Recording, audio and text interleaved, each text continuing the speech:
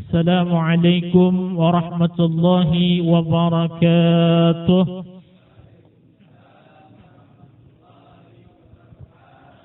Alhamdulillahilladzi khassana bihabibina Rasulillah Sayyidina Muhammad ibni Abdillah.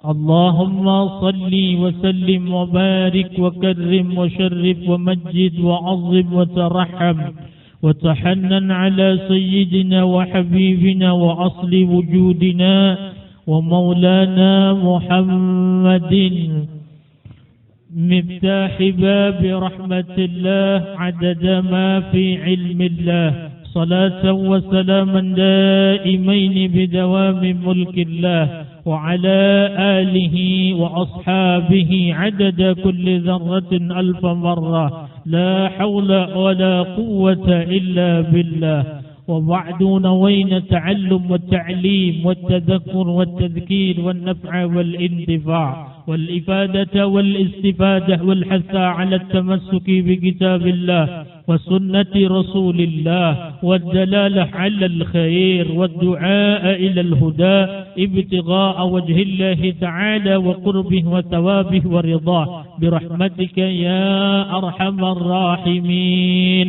سبحانك لا علم لنا إلا ما علمتنا إنك أنت العليم الحكيم واهدنا ووفقنا إلى صراطك المستقيم ونجنا من القوم الظالمين والكافرين والحمد لله رب العالمين. حضرة المكرمين والمحترمين معاشر الفضلاء ومعاشر الكرماء والأعزة أيها الحاضرين والحاضرات rahimani wa rahimakumullah. Bilkhusus yang sama kita muliakan Ketua DKM Musalla Al-Ikhlas Pak Mul beserta para pengurus DKM Musalla yang lainnya, yang kita doakan beliau-beliau mudah-mudahan senantiasa di dalam limpahan rahmat dan juga keberkahan daripada Allah Subhanahu wa taala, dan mudah-mudahan diberikan kekuatan keistiqamahan oleh Allah Subhanahu wa taala. Yang sama kita hormati para pengurus lingkungan, baik ketua RT atau yang lainnya yang hadir, yang juga kita doakan semoga senantiasa ada di dalam limpahan rahmat dan naungan daripada keberkahan Allah Subhanahu wa taala. Ibu, bapa, hadirin, hadirat jamaah Majlis Ta'lim Musalla Al-Ikhlas yang insya-Allah mudah-mudahan selalu kita dimuliakan oleh Allah dunia sampai akhirat. Mudah-mudahan Allah berikan kita kenikmatan istiqamah dalam taat kepada Allah Subhanahu wa taala. Alhamdulillah thumma alhamdulillah rabbil alamin. Maka bersyukur kita kepada Allah seraya kita sempurnakan syukur itu dengan doa kita berupa salawat dan salam kepada baginda Nabi besar Muhammad sallallahu alaihi wa alihi wa sahbihi wasallam. Malam hari ini berkahnya beliau dengan nikmat Allah dan taufik hidayah Allah, maka kembali kita bisa hadir dan duduk di majlis ilmu. Mudah-mudahan Allah terima, Allah jadikan amal-amal ibadah, amal saleh kita nanti ketika di hadapan Allah Subhanahu wa taala, dan mudah-mudahan Allah limpah curahkan kepada kita ilmu yang penuh manfaat dan keberkahan, dan semoga Allah masukkan kita dalam kelompok orang-orang ahli ilmu, para awliyanya Allah, para salihin, dan Allah kumpulkan kita nanti di surganya bersama junjungan kita baginda Nabi besar Muhammad sallallahu alaihi wa alihi wa sahbihi wasallam. Amin ya rabbal alamin. Maka kita meneruskan pelajaran tentang masalah salat. Di pertemuan yang lalu kita sudah selesai membahas tentang makruhat atau hal-hal yang dimakruhkan di dalam salat. Nah, sekarang mubtilatus salah. Mubtilatus salah, yakni hal-hal yang membatalkan salat. Bahasa fikihnya atau bahasa kitabnya mubtilatus shalah.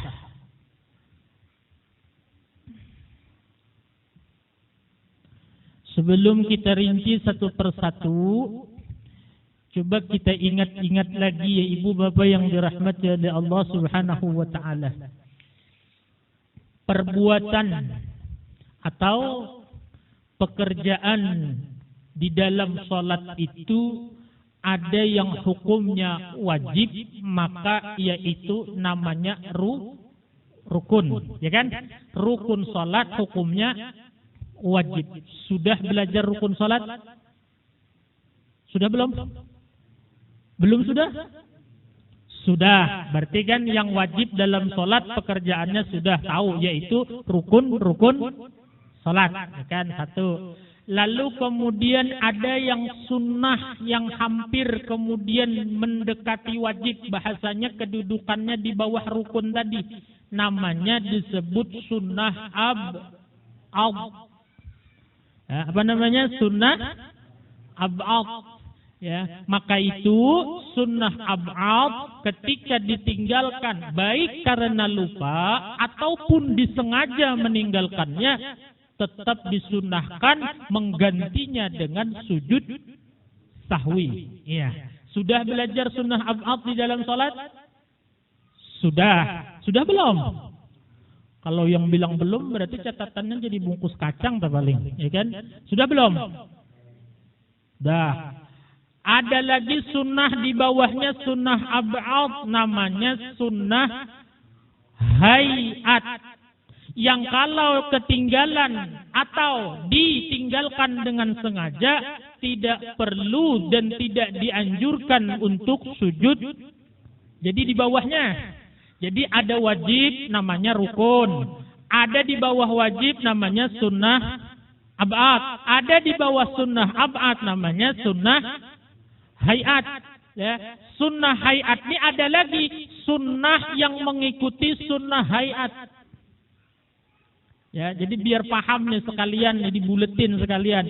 Jadi ada wajib namanya rukun, ada di bawahnya sunnah ab'ad, di bawahnya lagi sunnah hayat, ada lagi namanya sunnah yang mengikuti sunnah hayat. Sunnah hayat contohnya apa? Banyak sekali sunnah hayat itu. Contohnya misalnya mengangkat tangan ketika takbiratul ihram, sunnah apa wajib? Wajib apa sunnah? Sunnah. Angkat tangan. Sunnah. Hayat apa ab'ad? Hah? Nah ini kalau kebanyakan cicilannya susahnya nih. Ab'ad apa hayat? Kalau orang misalnya sholat nggak angkat tangan, sujud sahwi nggak? Kalau nggak sujud sahwi berarti namanya hayat. Yang sujud sahwi namanya ab'ad. Kalau angkat tangan ketika takbiratul ihram, Allahu Akbar, angkat tangan begini, sunnah ab'ad apa sunnah hayat? Artinya kalau nggak angkat tangan nggak perlu sujud. Nah, sunnah hayat ini ada lagi sunnah yang mengikuti sunnah hayat. Contohnya misalnya angkat tangannya kayak apa? Ini kan angkat tangan, asal angkat tangan aja sudah dapat pahala sunnah hayat. Angkat tangannya begini, ya kan? Sunnah sudah dapat karena sudah angkat tangannya begini, ya kan? Atau angkat tangannya misalnya ada lagi yang kemudian gini, yang penting angkat. Tapi ada sunnah yang mengikuti sunnah hayat. Nah, misalnya angkat tangannya kemarin itu posisinya kemudian sejajar bahu ininya, nah, itu namanya sunnah-sunnah yang mengikuti sunnah hayat. Bisa nggak dipaham? Misalnya ada orang sholat lalu dia gini, Allahu Akbar. Sah nggak? Sah. Pahala sunnah nggak? Sunnah apa? Nah, yang dia nggak dapat apa? Sunnah-sunnah yang mengikuti sunnah, karena cara ininya tidak benar. Nah, makanya kemudian kalau kita tahu cara begininya gimana? Oh, kemarin itu caranya begini, taruhnya ini di sini, ini sejajar ini renggang. Sudah bukan diajarkan. Itu namanya sunnah-sunnah yang mengiringi sunnah hayat. Ya, paham ya? Baik. Sudah belajar sunnah abad? Sudah. Sudah belajar sunnah hayat? Sudah. Lalu ada lagi yang namanya makruh-makruh di dalam sholat? Sudah belajar? Sekarang yang terakhir, yang membatalkan sholat.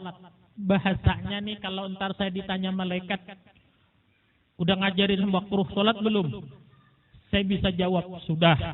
Pembatal sholat? Baru mau.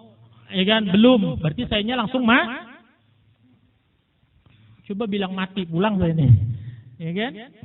Baru mau. Sudah rukun? Belajar? Sudah. Sudah yang sunnah abad? Sudah. Sunnah hayat? Sudah. Akhirnya insya Allah bebas. Tinggal lagi jamaahnya ditanya. Sudah sunnah abad? Perasaan sudah. Nah, pakai perasaan. Ini yang bahaya. Ya. Sudah ya? Jadi ada wajib rukun sholat. Ada sunnah di bawah wajib, sunnah abad. Ada turun lagi sunnah hayat. Turun lagi sunnah-sunnah yang mengikuti sunnah hayat. Ada lagi makruh sholat. Ada lagi pembatal. Wah, lengkap sudah tuh. Ya, insya Allah semuanya sudah diajarkan. Tinggal kalau diamalkan, itu yang dinamakan sholatnya dengan ilmu. Insya Allah mudah-mudahan jadi sebab amalan ibadah sholat kita diterima. Nah, karena kalau sholat nggak diterima, yang lain belum bisa diurus. Begitu nanti diperiksa di akhirat, sholatnya bagaimana? Sholatnya berantakan. Sebelum beres pertanggungjawaban sholat nih, amalan yang lain tuh minggir dulu tuh, belum diperiksa dulu tuh. Dia punya banyak sedekah, dia umroh haji berkali-kali, dia puasa, dia zakat dan lain sebagainya. Kalau belum beres urusan sholat, maka yang lain ini belum diperiksa. Nah, kira-kira sholat ini penting nggak? Penting. Pakai bingit atau enggak? Bingit, ya kan? Sudah sampai sini paham ya? Baik. Nah sekarang saya analogikan. Dan bukan saya sih yang menganalogi, ini saya ambil dari analoginya para ulama. Ya, cakep nih analoginya supaya kita kemudian mudah memaham. Misalnya Bapak datang ke dokter. Dokter ngasih saran begini. Pak, Bapak kalau kemudian motong kepala, Bapak mati. Misalnya nih, Pak, Bapak jangan coba-coba motong kepala ya. Kalau Bapak motong kepala, motong leher, bukan motong kepala ya. Motong leher, masa motong kepala? Motong leher, Bapak mati. Pertanyaan saya, kira-kira Bapak mau nggak motong leher? Kenapa jadi nggak mau? Hah? Takut mati. Mas sampai saat ini masih takut mati. Tapi mati nggak nanti? Mati cepat nggak? Nggak akan motong leher. Lalu dokternya bilang gini lagi, Pak, tapi kalau Bapak cuma motong tangan, Bapak nggak akan mati. Kira-kira begitu pulang ke rumah dipotong nggak tangannya? Nggak mati, Pak. Tadi katanya nggak motong leher karena takut mati. Sekarang kata dokternya, kalau tangan doang Pak yang dipotong nggak mati. Nah, mau nggak motong? Kenapa? Sakit, mati takut, sakit takut, ibadah males. Jadi apa kowe iki? Jadi kata dokter kalau potong tangan Bapak nggak mati, dan benar kalau orang cuma tangannya doang kepotong nggak mati, tetap nggak mau potong tangan, nggak mau. Lalu kata dokter, Pak, apalagi Bapak cuman potong rambut-rambut yang ada di badan. Bapak sama sekali nggak akan mati. Apa begitu sampai rumah semua rambut dihabisi? Hah? Aneh nih manusia nih. Hah? Tiap hari nggak cukur rambut. Kata dokter, lebih lagi kalau rambut Pak nggak mati, nggak sakit. Kalau tadi kan takut sakit. Pertama, kata dokter jangan potong leher Pak, nanti mati. Oh ya dok, saya nggak mau. Kenapa? Takut. Lalu kata dokter, tapi kalau cuma tangan Pak nggak sampai mati. Begitu pulang rumah mau potong, enggak. Kenapa enggak mau potong tangan? Kan enggak mati. Jawabannya sakit. Dokter bilang lagi, Pak, kalau potong rambut doang, enggak mati, enggak sakit. Begitu sampai rumah, apa semua rambut yang ada di badan dipotong? Apa alasannya? Botak takut, sakit takut, mati takut. Lah yang kue wani opo?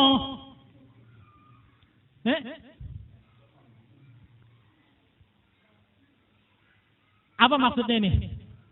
Gini, kalau misalnya dikatakan bila rukun sholat nggak beres maka sholatnya nggak sah, itu sama kayak potong leher, mati. Kalau rukun sholat nggak benar maka sholatnya tidak sah. Ini sama kayak omongan dokter begini, Pak, kalau potong leher mati, maka lehernya dijaga. Kalau bahasa fikihnya, ini analogi ulama, Pak, bukan dari saya. Bapak, jangan sampai rusak rukun sholatnya, dijaga. Karena kalau rusak rukun sholat, nanti sholatnya berantakan, nggak akan sah. Bapak mau nggak ngerusak rukun sholat?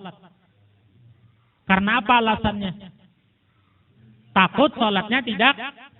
Lalu kemudian dokter bilang, tapi Pak, kalau cuma tangan yang kepotong nggak mati, Pak. Paling-paling sakit, tapi nggak sampai mati kalau tangan yang kepotong. Bahasa fikihnya, Pak, kalau sunnah ab'ad ditinggalkan, nggak bakalan ngebatalin sholat, nggak bakalan nggak sah sholatnya. Cuma paling-paling nanti ganti sujud sahwi. Contohnya misalnya kunut subuh dalam madhab Syafi'i, contohnya membaca sholawat pada saat kunut, berdiri saat kunut, dan sebagai-bagian yang sudah kita bahas. Maka sampai rumah dikerjakan nggak sunnah ab'ad nih? Ditinggalkan apa dikerjakan? Bagus. Artinya kata dokter, Pak, kalau tangan dipotong nggak mati, cuma sakit, sampai rumah nggak motong tangan.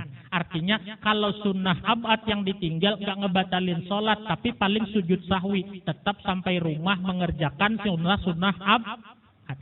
Yang ketiga kata dokter, Pak, apalagi yang dipotong cuma rambut, nggak akan sakit, nggak akan mati. Ya, cuma yang paling-paling botak. Contohnya, Pak, kalau sunnah hayat itu ditinggalkan, dipotong sunnah hayat, tidak sujud sahwi, apalagi sampai batal sama sekali enggak. Begitu sampai rumah, sunnah-sunnah sholat dikerjakan enggak?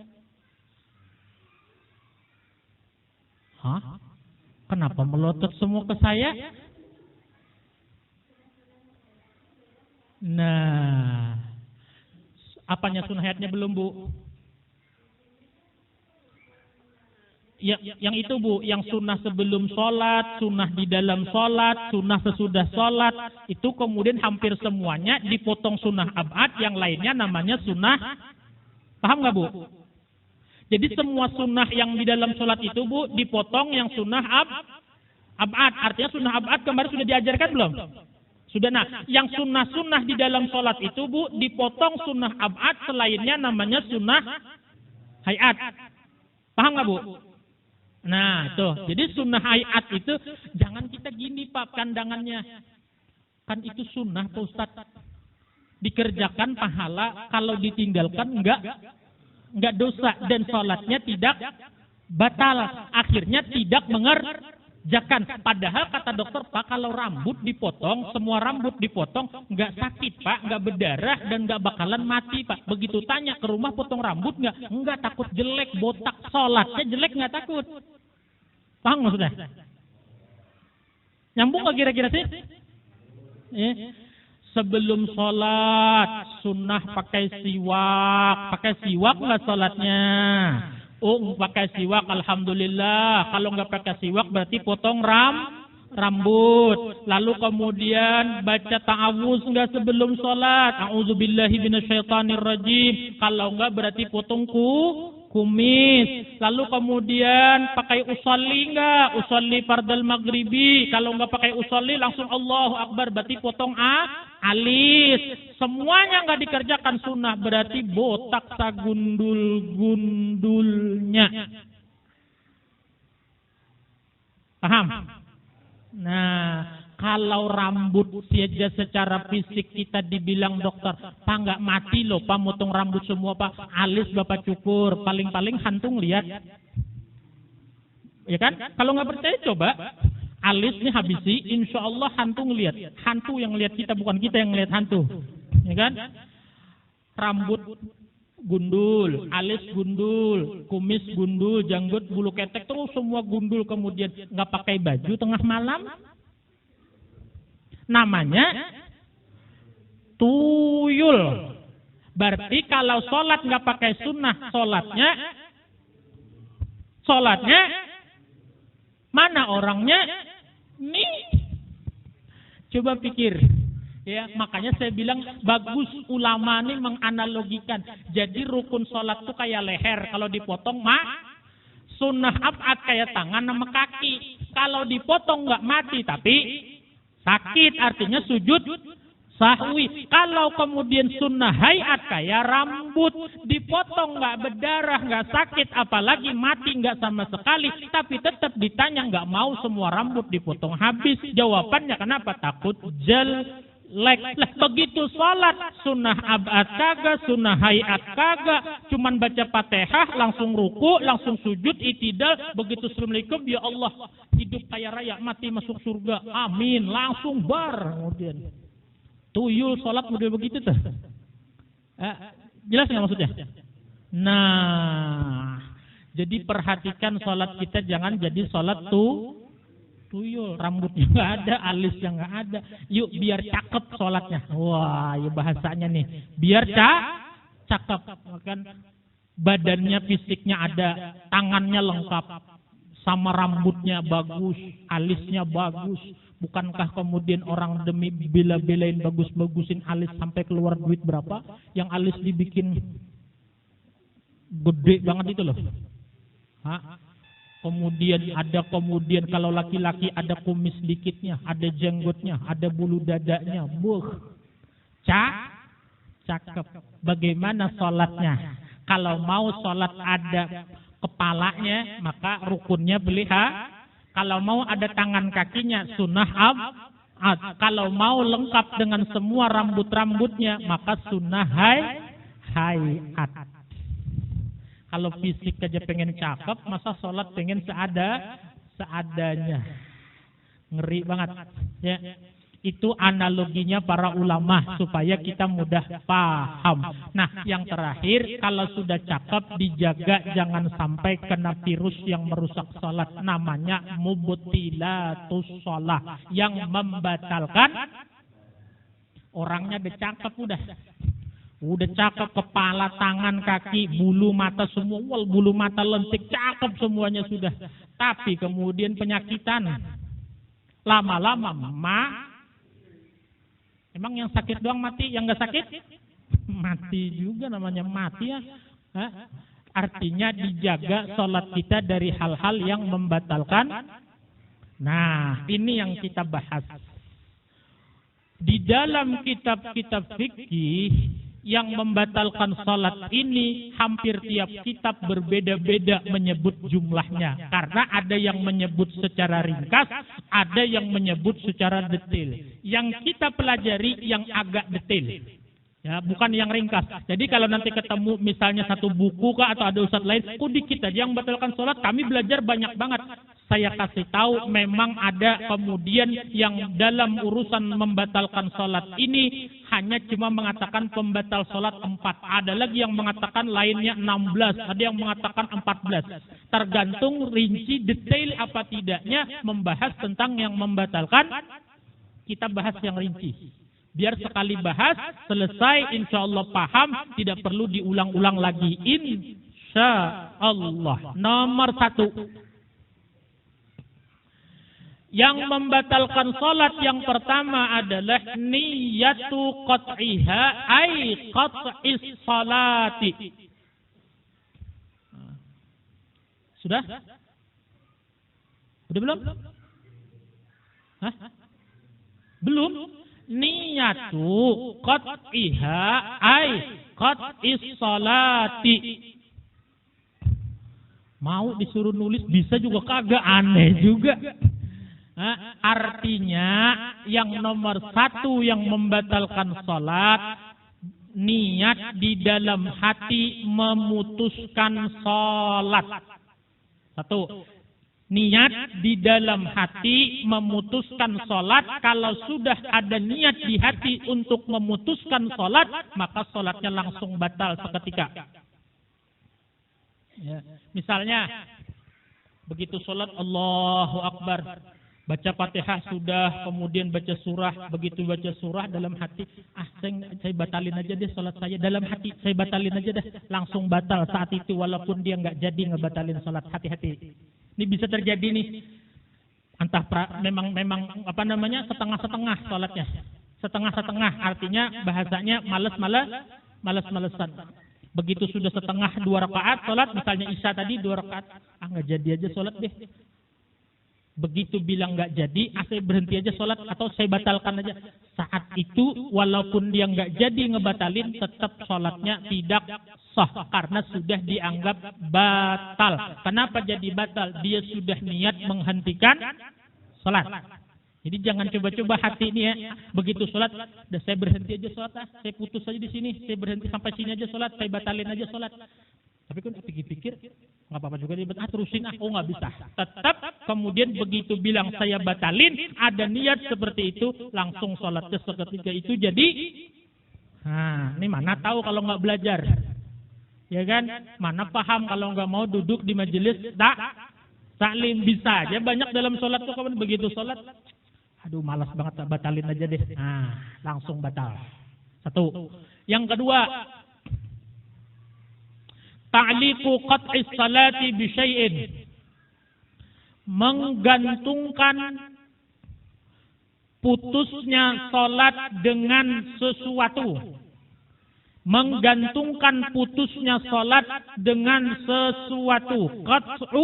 Ta'liqu qat'is salati bi syai'in.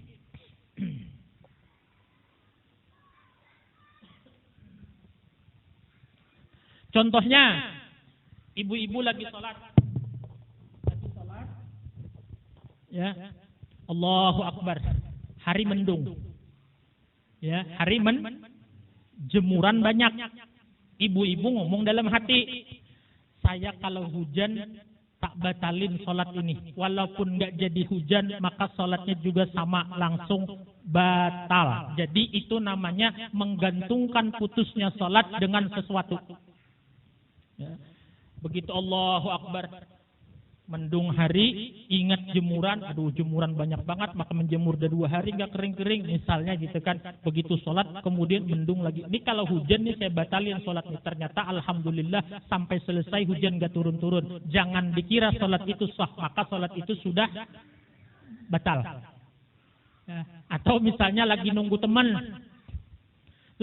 teman nggak datang-datang. Waktu sholat datang, ditungguin, udah lama nungguin, waktu sholat udah masuk, belum sholat nih nungguin. Begitu kemudian sholat, nih kalau datang nih teman pas saya sholat nih saya batalin, maka langsung batal. Bisa nggak kejadian begitu? Bisa. Bisa kejadian begitu.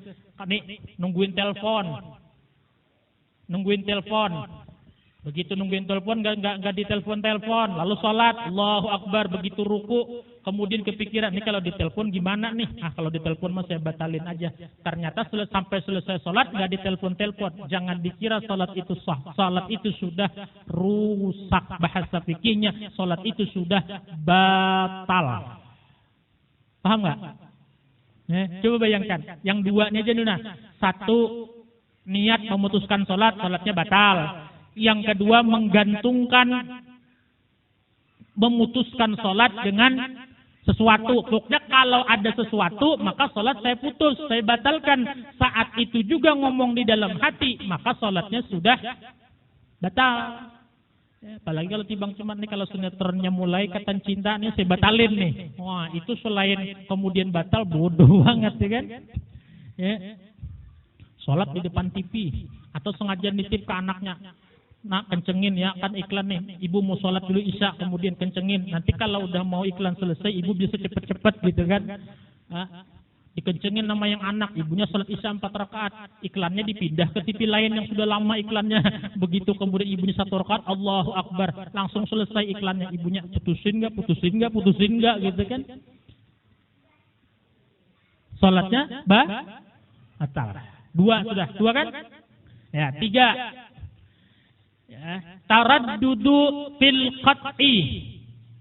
Ragu-ragu apakah melanjutkan atau membatalkan salat. Batal juga salatnya. Taraddudu fil qat'i.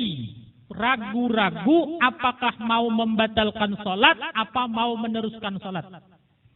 Kayak apa contohnya nih? Pikirkan sendiri nih, banyak contohnya nih.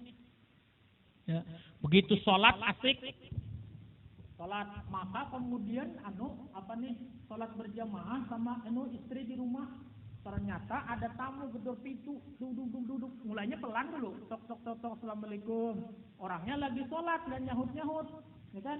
Merasa nggak disaut pintu ini sama tamunya digedor, assalamualaikum. Suaminya bilang, batalin nggak ya? Ternyata istrinya kontak batin, Pak. Namanya suami. Ternyata di hati istrinya sama, batalin nggak ya? Saat itu juga dua-duanya langsung batal. 3 nih lah. Apalagi suaminya sampai gini, begitu paling kita batalin nggak? Nah, apalagi sampai ngomong begitu. Kata istrinya, ya terserah. Kok terserah? Lah kan situ yang imam. Nah, itu bukan hanya batal salatnya, insya Allah malamnya berantem untuk suami istri. Berapa sudah?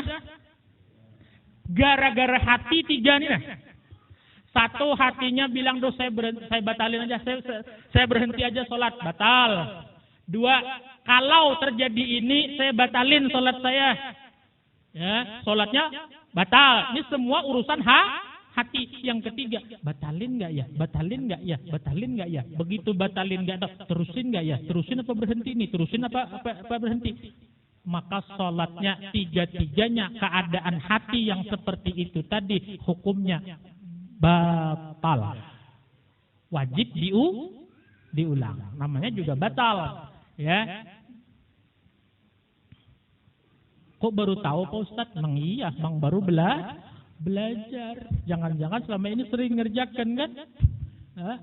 Begitu batalin nggak ya? Begitu kemudian Allahu Akbar.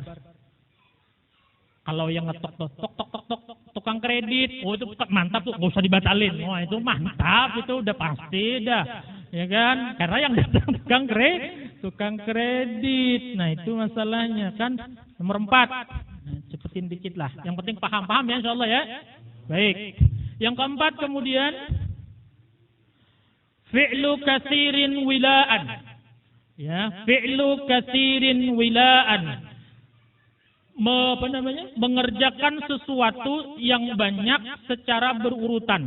Ini sudah sering dijelaskan nih. Fi'lu perbuatan katsirin yang banyak, wilaan yang dikerjakan secara berturut-turut.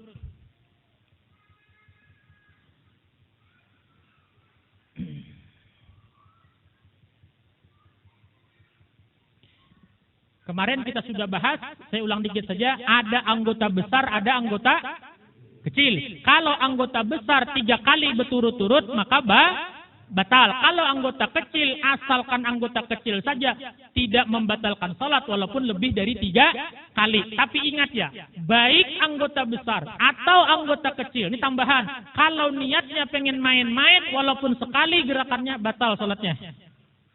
Ya. Kalau anggota besar kan kita udah tahu semua. Misalnya kan kalau anggota besar tangan ini kan. Anggota besar 3 kali ini kan mesti 1 Pak. Beda anggota tapi 3 berturut-turut tetap batal Pak. Contoh misalnya. Begitu misalnya tangan ini jarum sini. Habis tangan jarum sini kan dari sini. Tangan sini ke sini 1 kan? 1. Habis itu 2. Nah tangan ini diam.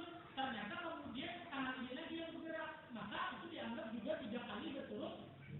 Tidak dalam harus 1 anggota tubuh yang besar. Kalaupun beda-beda anggota tubuh tapi 3 kali berturut-turut, tetap itu hukumnya adalah batal salatnya. Dia melangkah. Yang kemarin tuh melangkah gini nih. Dia ulang ini, langkah. Ini kan? Ini berapa nih? Tuh, ini 2. Dia diam nih yang ini, dia diam kakinya. Cuma dia nggak paham. Habis itu diam gini. Berapa? Batal. Ya, tidak mesti harus 1, 2, 3. Nggak mesti. Bisa jadi begini. 1, 2, 3. Maka yang ketiga itu ini. Maka sholatnya juga batal. Jadi kalau kemudian kalimat anggota besar 3 kali berturut-turut, walaupun bukan satu anggota besar, bahkan beberapa anggota besar, bisa kemudian membatalkan sholat. Tapi ini sebagai ilmu tambahan ya, ada pendapat ulama lain dalam mazhab Syafi'i, kalau urusan langkah, itu kemudian yang begini bukan dihitung 2 tapi 1. Ya, memang yang muktamad yang dipegang itu ini 1, ini 2. Tapi ada ulama dalam mazhab Syafi'i yang menghitung ini belum dihitung 1, tapi ketika begini baru dihitung, dengan syarat ini tidak terlalu maju dan tidak terlalu mundur. Kalau kemudian ini begini lalu ini begini maju sedikit, maka dihitung 2. Yang dihitung 1 tadi ini setengah, nggak boleh setengah. Begitu maju harus sama. Baru dihitung kemudian tapi ini menurut sebagian pendapat ulama. Nah, yang kita banyak pakai adalah ini 1, ini 2. Supaya aman kita ambil ini, yang ini 1, ini 2. Tapi kalau nanti satu saat dengar enggak, kalau melangkah terus yang begini bukan dihitung 2 tapi 1, benar. Ya, saya kasih tahu ini supaya nanti kemudian wawasannya luas. Kalau ada orang yang berbeda kita paham itu pendapat yang begitu. Tapi ingat ya, ulama yang mengatakan ini 1 syaratnya harus sama. Kalau kelewat dikit saja dihitung dulu, atau mundur dikit dihitung 2. Paham? Ya, jadi itu kemudian urusan kemudian kalau cuman sekali anggota kecil walaupun berkali-kali tidak membatalkan sholat. Misalnya menggaruk. Tapi ingat ya, menggaruk ini kalau sampai telapak tangan bergerak itu dihitung anggota besar.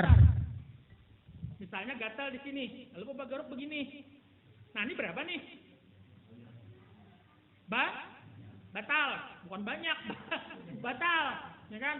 Nah, yang tidak batal itu yang bergerak cuma ini. Nah, menggaru aja kalau nggak ada ilmunya lagi sholat bisa batal lah akibatnya loh. Kata Ustaz menggaru nggak batal, ya karena hadirnya nggak kontinu. 3 bulan sekali. Pas hadir giliran menggaru tidak membatalkan sholat. Yang mengerjakannya begini. Kemudian ya kan, padahal ini sudah menggerakkan anggota besar. Yang dikatakan anggota kecil cuma jari sampai sini. Jadi kalau bergerak, kalau mau menggaru nggak membatalkan sholat, begini caranya. Mau 1000 kali juga nggak batal sholatnya. Nah, atau misalnya kemudian menghitung tasbih pakai tangan. Yang mungkin pernah sholat sunnah tasbih, atau misalnya menghitung apa gitu kan, waktu sujud menghitung harus baca ini berapa kali, pakai jari ini nggak apa-apa. Misalnya kalau tasbih dalam sholat kan, baca tasbih sholat itu kan ada yang 15, ada yang 10. Kita mau ngitung tasbih, misalnya kita gerakan tangan kita begitu, subhanallah alhamdulillah wa la ilaha illallah akbar 1, subhanallah 2, subhanallah alhamdulillah 3, 4, 5, 6, 7, 8, 10 sampai 15, berarti selesai baca tasbihnya. Yang bergerak cuma ini, mau berapa kali juga tidak membatalkan sholat. Tapi kalau sampai yang ininya ikut bergerak, maka 3 kali berturut-turut sholatnya batal. Itu sudah kita bahas, cuman ini tambahan saja, pelengkap saja ya. Fi'lu katsirin wilaan, pekerjaan yang banyak yang itu bukan termasuk pekerjaan sholat yang dikerjakan secara berturut-turut. Ya. Misalnya pakai siwak. Pakai siwak itu Pak, saking dianjurkannya pakai siwak, saya lupa ngomong. Saking dianjurkannya siwak itu Pak, kalaupun kita sudah takbir Allahu Akbar, saya belum pakai siwak, itu tetap disunahkan pakai siwak Pak. Saking pakai siwak itu dianjurkan Pak. Kan aturannya pakai siwak itu sebelum takbir, pakai siwak sebelum takbir. Nah, karena lupa, buru-buru langsung Allahu Akbar, begitu takbir baca dikit belum siwak, maka sunnah tetap disiwak, sunnah tetap dianjurkan bersiwak. Hati-hati tapi ngambilnya, misalnya siwaknya di kantong. Kantong ini berapa nih? 1, Tuh, jangan langsung ambil angkat 2, langsung begini. Nah, baca. Apalagi misalnya, aduh, nggak pakai pulang, ambil ini.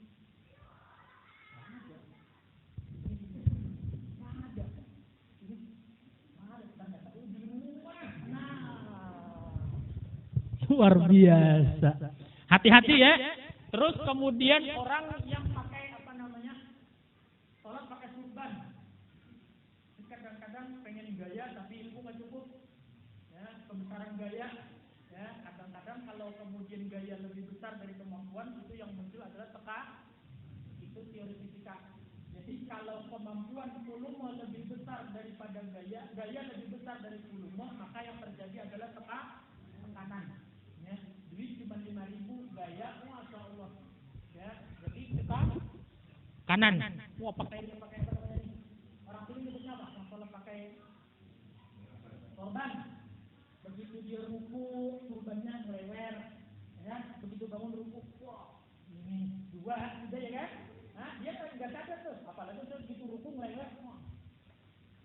Wah, buru-buru gagal sholatnya, malah tidak. Oh, hati-hati benar kemudian ya. Boleh gaya tapi alim dulu. Jangan gaya doang, alim nanti masya Allah jadinya luar biasa. Terus kalau pakai surban itu yang segitiga tuh hati-hati. Begitu sujud jangan sampai di atas surban. Kan ada tuh pakai surban segitiga dah. Begitu dia sujud, surban yang segitiga 2 ini melebar ke sini, dia sujud di situ nggak sah.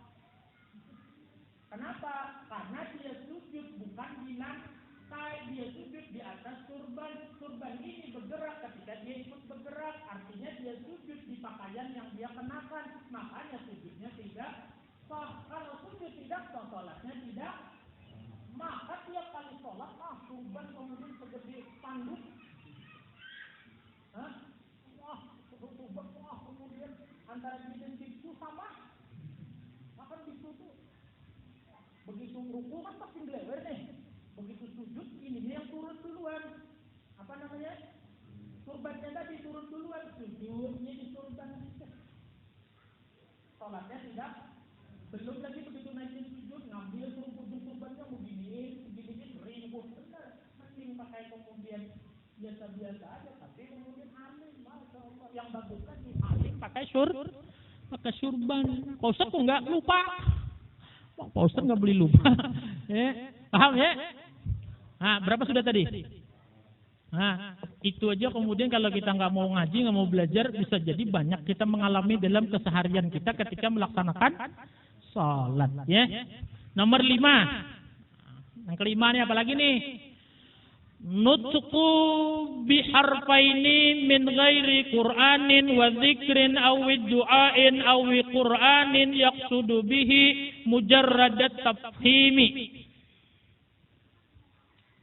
Nutqu, bicara, biharfaini dengan 2 huruf, min ghairi Qur'anin yang bukan ayat Qur'an, wa dzikrin dan bukan zikir, awid doa atau doa, au Qur'anin atau bacaan Qur'an.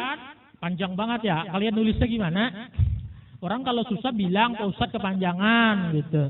Jangan diem sok pinter. Ya, panjangan apa enggak? Ulang apa enggak? Iya.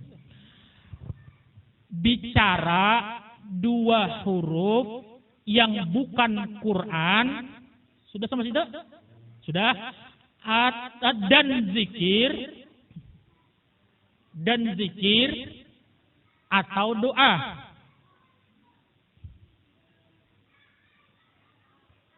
Sudah? Belum. Nah, itu ngomong. Sudah? Sudah. Au Qur'anin atau ayat Qur'an. Atau ayat Qur'an. Yaqsudu bihi, yang dimaksudkan dengannya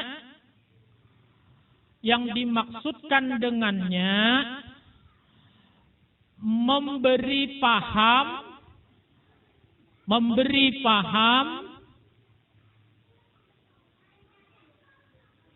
kepada orang lain. Ini panjang nih, lumayan nih.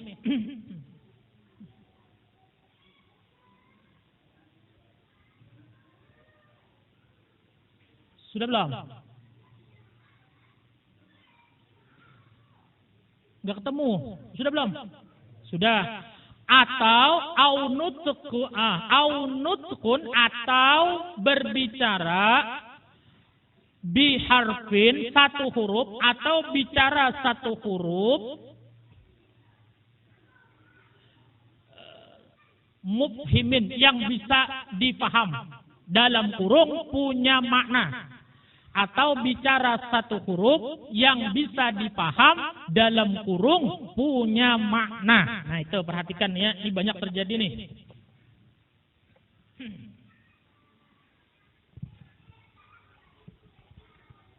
Udah belum? Udah, ya perhatikan ya.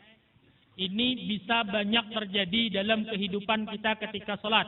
Yang membatalkan sholat nomor 5, bicara dua huruf yang bukan Quran, bukan zikir, bukan doa. Jadi dia bicara bukan ayat Quran, bukan zikir, ngomong bukan doa, batasnya dua huruf walaupun nggak ada artinya. Ya, dua huruf yang bukan Quran, bukan zikir, bukan doa, walaupun dua huruf ini tidak mengandung arti. Contohnya misalnya, oi. Oi berapa huruf tuh? Dua kan? Oi, misalnya, oi ada artinya lah. Walaupun nggak ada artinya, apalagi ada artinya. Oi, maka sholatnya batal. Ya, kecuali tidak sengaja. Nah, ini bicaranya sengaja. Pertanyaannya adalah kira orang sholat, oi, atau ada dipanggil, oi misalnya, atau misalnya dua huruf a sama h, walaupun nggak ada artinya batal, apalagi sampai ada arti. Kalau misalnya gini, hi, berapa huruf? Hi. Wah itu kalau di WhatsApp, saya bingung hi 3 dari mana. Jadi saya diam. Oh ternyata hi-ex. Sip, bagus. Ya, itu murid cerdas namanya. Ya, sampai gurunya yang bingung. Nah itu. Nah, hi berapa huruf? H sama i. Sehingga kalau sholat berapa? Putilah. Sholatnya sholat itu tertawa boleh, tapi kalau sampai keluar suara dua huruf yang tidak yang walaupun tidak ada artinya, maka sholatnya batal.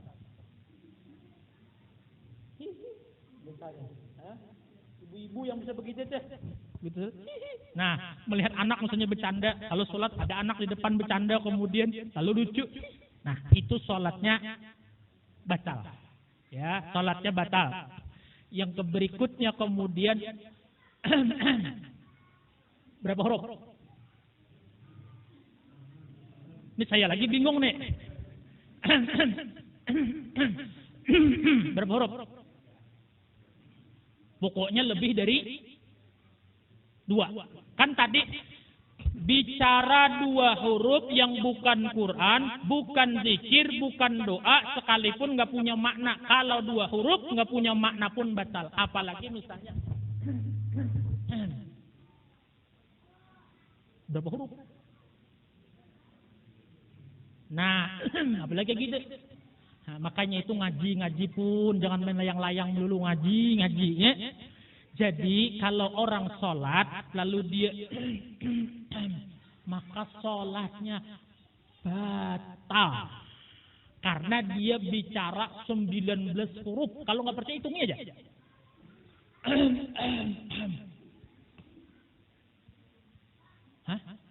Maka jadi imam lagi. Subuh jadi imam. Allahu Akbar. Bismillahirrahmanirrahim. Idza waqa'atil waqi'ah Laisa liwaq'atiha kadzibah khafidatur rafi'ah. Tiba-tiba lupa. Mau ruku malu, enggak ruku enggak ingat lagi lu. Atau dia apa namanya? Seret. Seret tahu seret? Begitu dia seret dia maka sebagai makmum wajib langsung mufarakah. Kalau enggak mufarakah, maka makmum juga salatnya batal. Sa masjidan sa musolaan, kalau enggak ada yang mufarakah, salatnya batal. Gara-gara imamnya. Apalagi omnya ngomong gini, apa namanya? Minum Heksos. Ya. Makanya maaf ya, ibadah tanpa ilmu ini hampir sulit, nyari benernya itu sulit. Sulit. Belum lagi sabar. Masya Allah. Ini aja belum kelar lagi. Belum sabar. Ini yang hik-hik tadi nih. Pasti. Saya sampai bingung kok 3 hik gitu. Ternyata hik-hik gitu kan. Kalau ketawa WK cekakak gitu. Guru sama murid sama blangsatnya. Ya. Sampai mana tadi? Ya, ya, Nah, boleh. Nah, makanya saya bilang belum selesai. Boleh aham itu walaupun banyak dan tidak membatalkan salat kalau dia tidak aham tidak bisa meneruskan membaca rukun qauli. Nah, ini agak perlu dipaham. Salat kemarin ada rukun qalbi, ada rukun fi'li, ada rukun qauli. Contoh rukun qauli apa? Membaca Fatihah. Rukun qauli ada 5. 1. Takbiratul ihram, Allahu Akbar.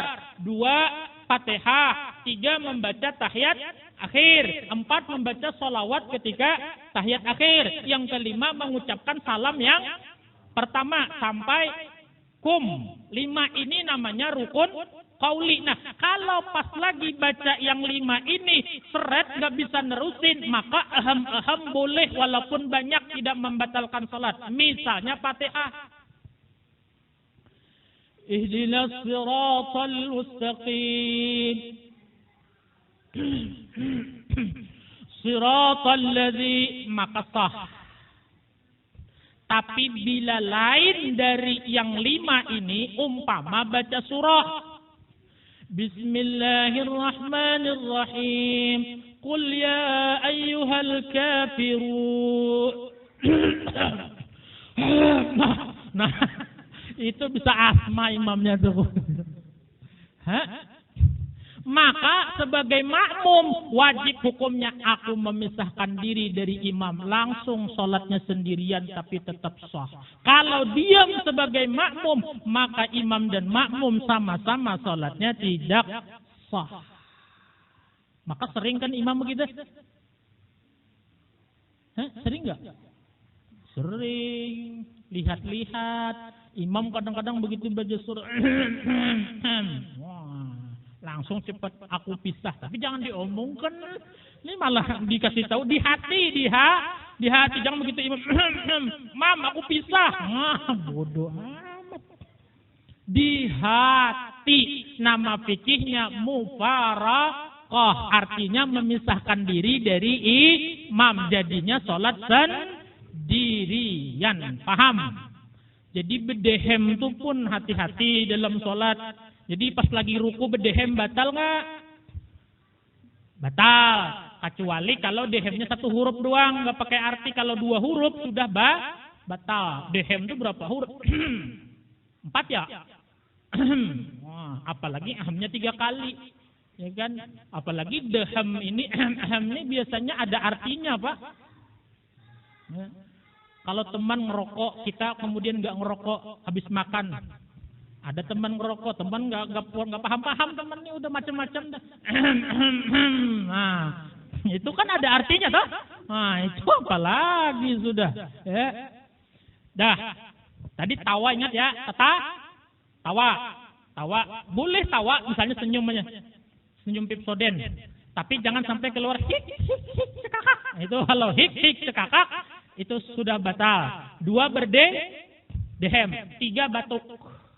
Nah, Batuk asalnya tidak membatalkan salat. Tapi kalau batuknya sampai mengeluarkan suara 2 huruf, maka kemudian batuknya tadi membatalkan salat. Bukan karena batuknya. Sama kayak dehemnya. Dehem tidak membatalkan salat. Ketawa tidak membatalkan salat. Batuk tidak membatalkan salat.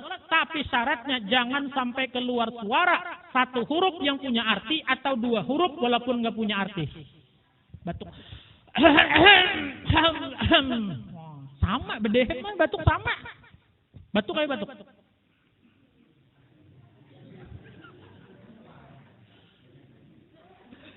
Astagfirullahaladzim. Itu batuk orang lapar itu kayaknya.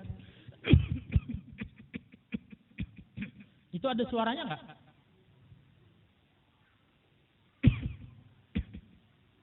Kalau sampai misalnya. Ya, artinya pokoknya asal batuknya nggak sampai mengeluarkan 2 huruf, batuk tidak membatalkan. Jadi, nah itu nggak apa-apa, ya. Nah, jadi kalau batuk tuh bahasanya maaf ya, jangan dilepas lepasnya. Ini nggak batuk. Masya Allah, itu bengek bukan batuk. Udah ya, batuk paham ya? Habis itu bersin. Nggak apa-apa, tapi nah, batal. Maka kayaknya, maaf ya, ada loh orang ini tiap kali sholat subuh pasti bersin dan nggak mau sekali, dan setiap bersin kayak dia apa ya? Maaf ya, bahasa sekarang lebay.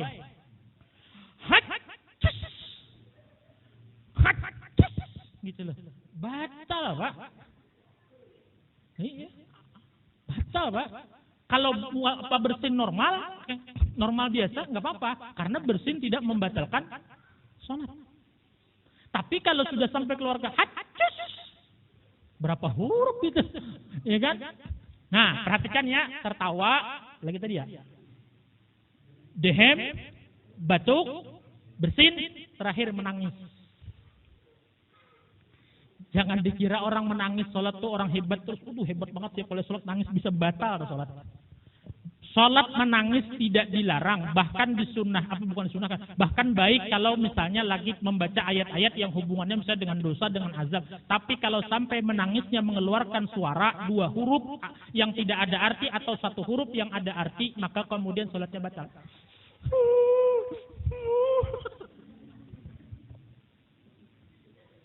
Astagfirullahaladzim, nggak dicontohin, nggak paham, dicontohin kitanya kayak orang bego, kan serba salah. Nggak dicontohin.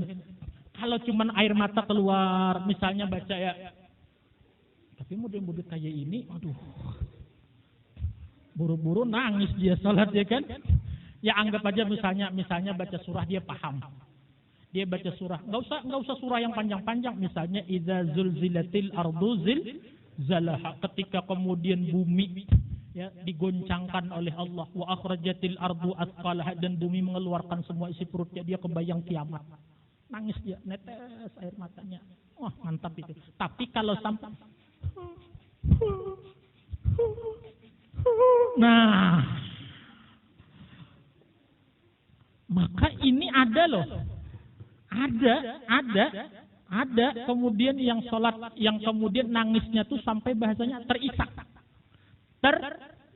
Artinya sampai ada suara. Itu kalau dalam mazhab Syafi'i, mayoritas ulama mazhab Syafi'i mengatakan itu sholatnya batal karena bersuara. Maka itu menangis boleh. Tumbin-tumbinnya sholat nangis ya kan. Cuma karena nggak ada ilmu ya tadi, begitu sholat begitu ruku batal sholatnya. Kalau cuma nangis air mata doang keluar, nggak apa-apa. Tapi kalau sampai keluar suara, maka jadi batal. Sampai sini jelas? Ya. Jadi yang diperhatikan apa? Tertawa, jadi apa ya? Dehem, batuk, bersin, nangis, lanjut lagi mendengus dengan hidung.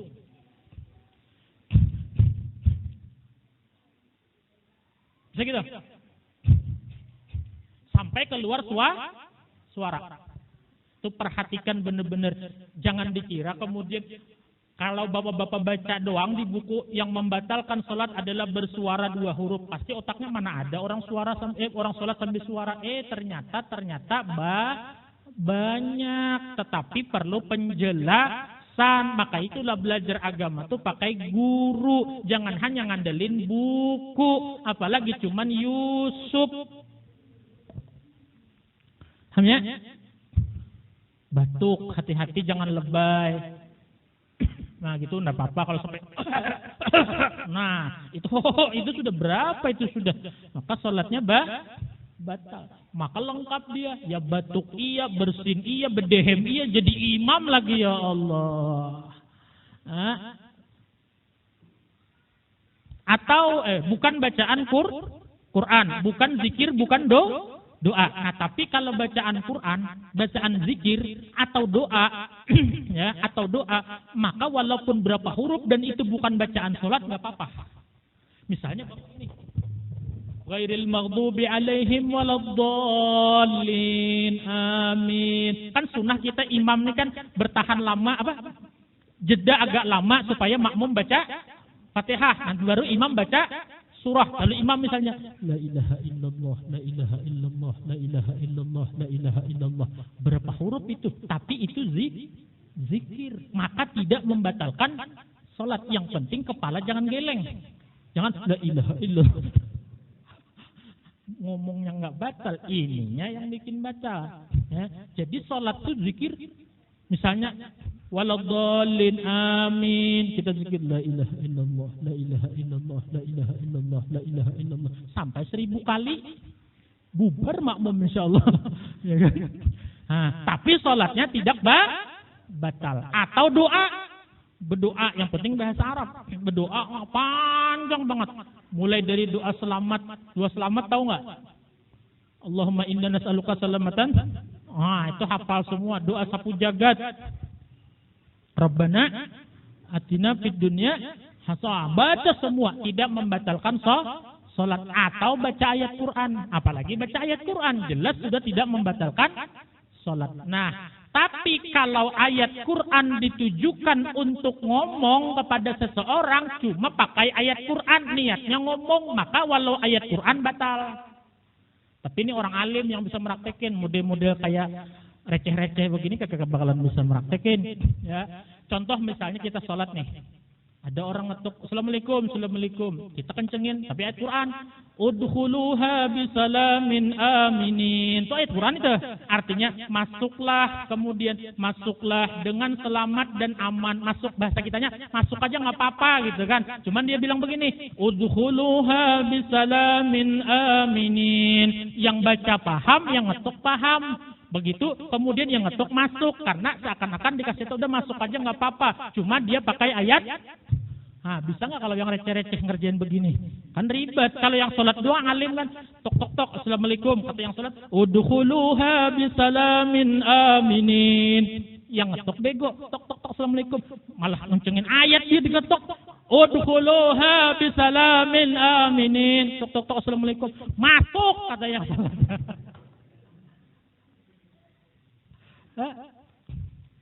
Coba bayangkan, alim sama-sama alim, tapi bisa kemudian membatalkan sholat. Atau yang unik supaya bapak-bapak yang kayak gini bisa ngerjakan begini. Sholat di dapur, habis masak ikan, ada kucing.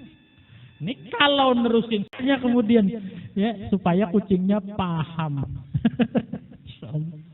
Ini jam berapa? Ente ketawa enak banget ya. Ini jam 9:04. Dikit lagi ya. Dah paham sampai sini? Nah, atau misalnya nanti itu. Terus satu huruf sambungannya apa, Pak? Punya saya bahasa Arab di sini. Nah, atau tidak nyampe 2 huruf, cuma 1 huruf tapi ada artinya. Saya dalam bahasa Indonesia nggak nemu tuh apa contohnya di kitab fikih, nggak ada dicontohkan macam. Kalau bahasa Arab qaf besar tuh. Qi, bukan ki, bukan qi, qi. Nah, 1 huruf tuh qi, artinya apa? Jagalah. Maknanya kita waqina Nah, qi-nya itu wa itu dan, wa qi jagalah, na kami, wa qina dan jagalah kami dari azab neraka. Qi itu satu huruf bahasa Arab itu ada artinya. Maka walaupun satu huruf tapi ada artinya batal. Jadi ringkasnya begini. Bicara atau ngomong yang membatalkan sholat itu satu huruf batal tapi ada arti. Kalau dua huruf walaupun nggak ada arti maka sholatnya batal. Itu aja ringkasnya. Perinciannya ya bersin, ya batuk dan lain sebagainya tadi. Itu perinciannya. Nah, itulah yang membatalkan sholat yang nomor 5 yaitu bicara. Ya, bicara yang bukan Quran, bukan zikir, bukan doa. Kalau nyampe dua huruf sekalipun nggak ada makna maka sholatnya batal. Kalau satu huruf tetapi harus ada makna. Nah, kalau satu huruf nggak ada makna maka nggak batal. Kayak apa contohnya satu huruf nggak ada makna? Nggak tahu saya, nggak paham. Tentunya pokoknya satu huruf nggak ada makna, nggak Tapi kalau nggak sengaja, orangnya apa bahasanya ya? Yang kalau dikagetin tuh latah. Nah, latah. Kalau orangnya latah, laku dia latah, walaupun beberapa huruf, maka itu nggak batal karena dia nggak sengaja. Ya, dengan catatan tidak sampai lama banget. Tapi kalau sampai lama, pernah kejadian ya, sholat Jumat. Ini pernah kejadian nih, sholat Jumat, orangnya sholatnya pakai kacamata. Ya, nggak usah saya sebut di mana-mana, pokoknya ketemu nih, sholat Jumat, begitu sholat kan dia taruh kacamatanya di depan. Begitu sholat, anak-anak lari-lari, keinjek kacamata orang ini. Entah dia latah, entah dia kemudian sengaja, dia ngomong gini, dasar anak siapa kacamata belum lunas sudah misalnya gitu kan. Wah, walaupun latah tapi panjang banget tetap batal. Kalau hanya sekata misalnya, oi, atau misalnya wayu. Nah, wayu kan berapa huruf loh? 4. Tapi dia tidak sengaja, maka sholatnya tidak batal. Jadi kalau sengaja uturannya 2 huruf, batas maksimal. Ya, kalau satu huruf harus mengandung arti. Kalau nggak sengaja lebih dari 2 huruf nggak apa-apa, tapi jangan sampai panjang banget. Ya, kalau panjang banget maka walaupun nggak sengaja tetap misalnya latah sampai kayak pidato misalnya. Kucing kambing makan orang latah tuh bisa panjang. Kalau panjang ya tetap membatalkan sholat. Nomor berapa tadi Pak? 5. Terusin apa enggak? Mana tadi ya? Hilang punya saya.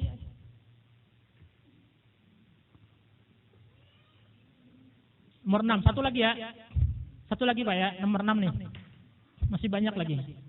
Ma yuftirus shaim. Segala yang membatalkan puasa maka membatalkan sholat. Segala yang membatalkan puasa membatalkan sholat. Bahasa fikihnya ma yuftirus shaim. Apa-apa yang membatalkan puasa itu juga membatalkan sholat. Sudah belum? Kalau sudah perhatikan saya. Yang membatalkan puasa apa aja? Makan. Kalau puasa makan batal, maka ketika sholat makan juga batal. Sudah jelas. Apalagi yang membatalkan puasa? Jelas minum. Sholat minum juga batal. Ya, sampai situ aja dulu. Pokoknya apa aja yang membatalkan puasa. Kalau misalnya apalagi yang membatalkan puasa misalnya. Kentut batal nggak puasanya? Tidak membatalkan puasa. Nah, kalau tidak membatalkan puasa, belum tentu tidak membatalkan sholat. Tapi kalau membatalkan puasa, pasti juga membatalkan, itu teorinya. Paham nggak?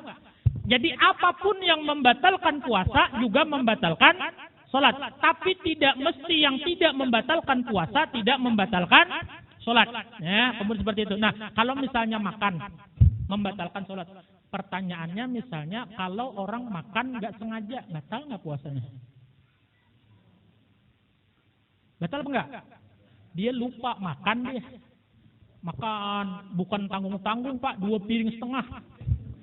Namanya lupa, tengah hari lupa, 2 piring setengah. Begitu habis 2 piring setengah, istrinya datang, Pak, nggak puasa. Dia bukan astagfirullah, alhamdulillah. Iya kan? Alhamdulillah. Begitu alhamdulillah, sadar belum minum. Innalillah. Makanya 2 piring setengah belum minum, bayangkan aja, dan dia nggak boleh lagi minum.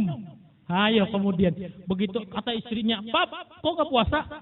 Habis sudah 2 piring. Alhamdulillah. Begitu nyengseng di sini mau minum, innalillah.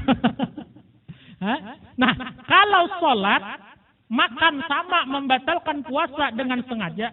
Kalau tapi tidak dengan sengaja makannya begitu sholat. Kalau puasa, walau misalnya makannya sedikit tapi nggak sengaja, batal nggak? Ini diputar-putar aja nih. Orang puasa makan dengan sengaja walaupun sedikit, batal apa enggak? Lalu nggak sengaja sedikit, batal? Banyak? Yang banyak aja nggak batal, apalagi sedikit. Nah, kalau sholat berarti kemudian begitu makan dengan sengaja walau sedikit, batal nggak? Apa tuh? Keselip daging rendang setengah kilo. Keselip habis makan daging rendang. Daging rendang? Ya. Habis makan daging keselip. Begitu keselip dia baca Fatihah, iyyaka na'budu wa iyyaka nasta'in. Habis menelan ludah ternyata rendangnya sukarela ikut memasukkan diri.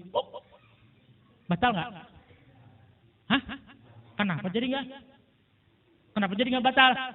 Nah, sama kayak puasa tadi, kalau nggak sengaja kemudian sedikit tidak membatalkan. Kalau sengaja walaupun sedikit, arti sengaja gimana? Ada keselip, dia sentil-sentil dengan lidah.